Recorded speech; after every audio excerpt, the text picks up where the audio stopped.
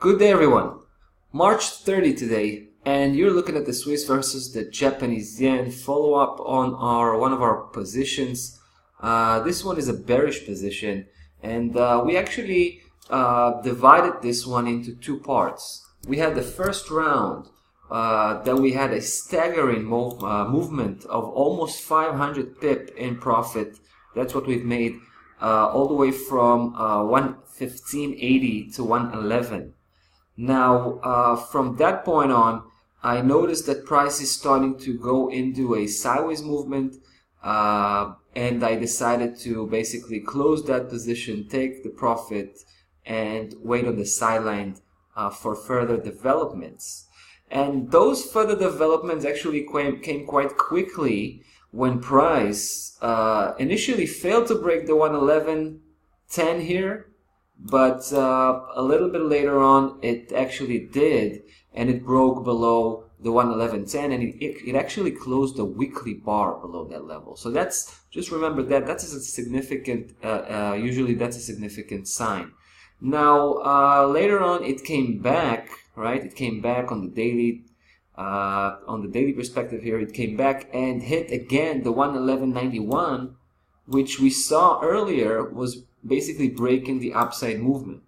So we kind of retested on that level again, but we also went back to touch base with the 111.10 again, right? So right now, as you can see here, price is kind of trapped between the 111.91 from above and 111.10 from below. Now these two levels are not very significant.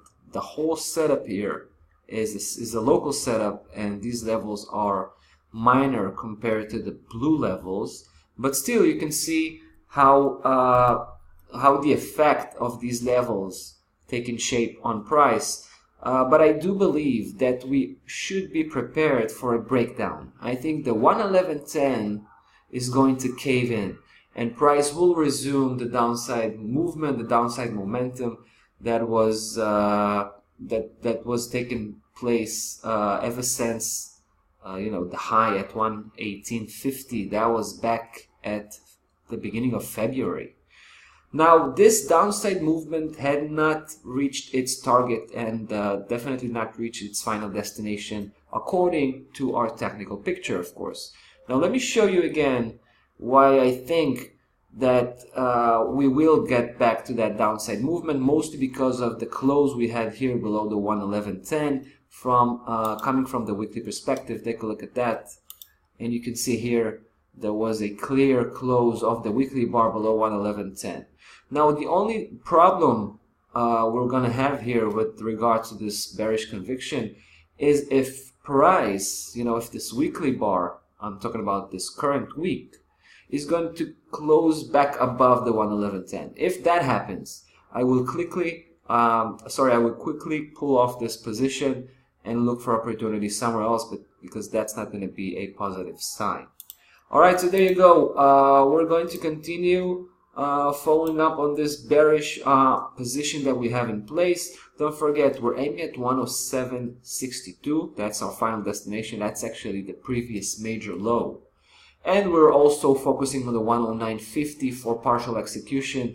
That's a significant C matrix level that we should all take into consideration. But first, all eyes are on that battle look we have right now against that 111.10. So it should be interesting. I'll follow up and keep you posted. See you on the next one.